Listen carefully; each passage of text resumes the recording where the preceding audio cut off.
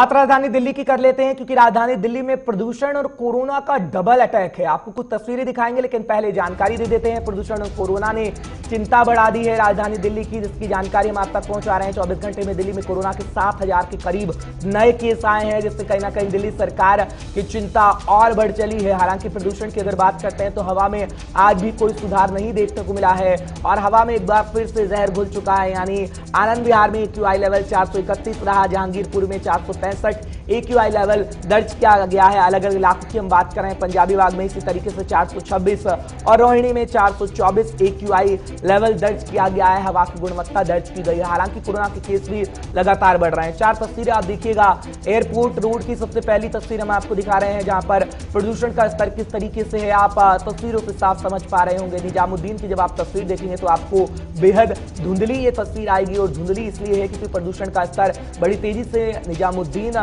की एरिया में बढ़ रहा है।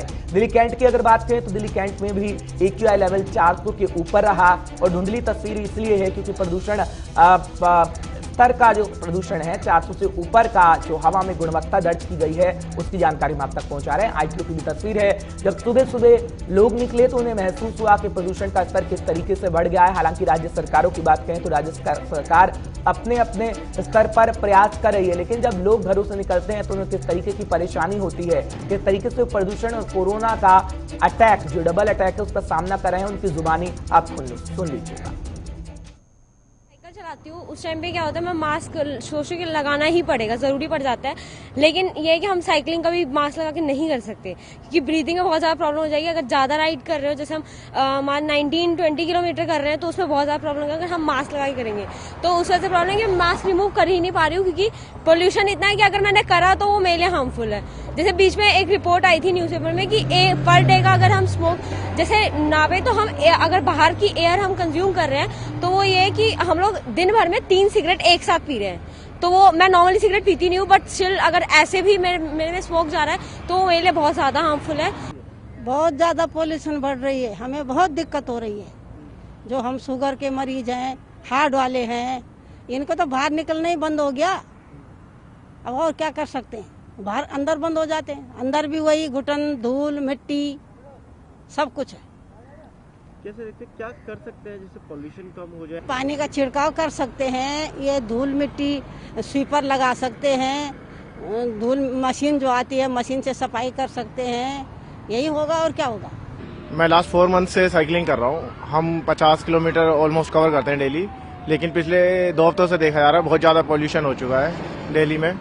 और अब जब भी हम साइकिलिंग के लिए जाते हैं तो सांस लेने में प्रॉब्लम होती है, और अब तो आंखों में भी फील होने लग गया है कि हाँ पॉल्यूशन लेवल ज़्यादा बढ़ गया है।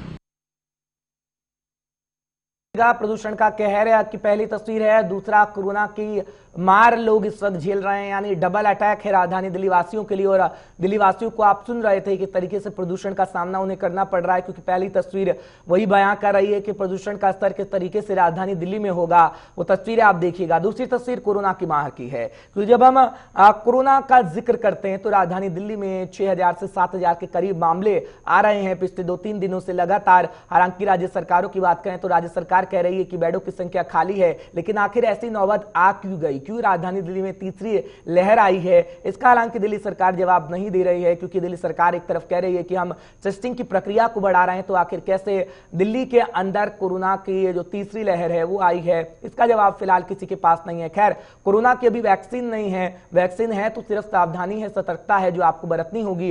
हालांकि प्रदूषण की अगर बात करें तो प्रदूषण को लेकर भी एम्स के डॉक्टर रणदीप गुलेरिया की बात करें तो प्रदूषण और कोरोना दोनों को लेकर कह रहे हैं कि राजधानी दिल्ली वासियों के लिए अभी उनका घर में रहना ही ठीक होगा, बेवजह घर से बाहर ना निकले। और बुजुर्गों को ज्यादातर बोला गया है कि वो घर से बाहर ना निकले, क्योंकि अगर किसी को अन्य बीमारियां हैं तो कोरोना का अटैक और वायु प्रदूषण का अटैक हुआ तो मृत्यु दर में बड़ी तेजी से उछाल देखने को मिल सकता है राजधानी दिल्ली में। ये तमाम बातें एम्स के डायरेक्टर भी पिछले दिनों कहते हुए नजर आए थे। उसी तरीके से जब हम वैज्ञानिकों की बात करते हैं, पर्यावरणविद से बात करते हैं, पर्यावरणविद ने भी चिंता जाहिर की थी कि राजधानी दिल्ली के लिए डबल अटैक काफी मुश्किलों भरा हो सकता है, जिसकी जानकारी हम आप तक पहुंचा रहे हैं।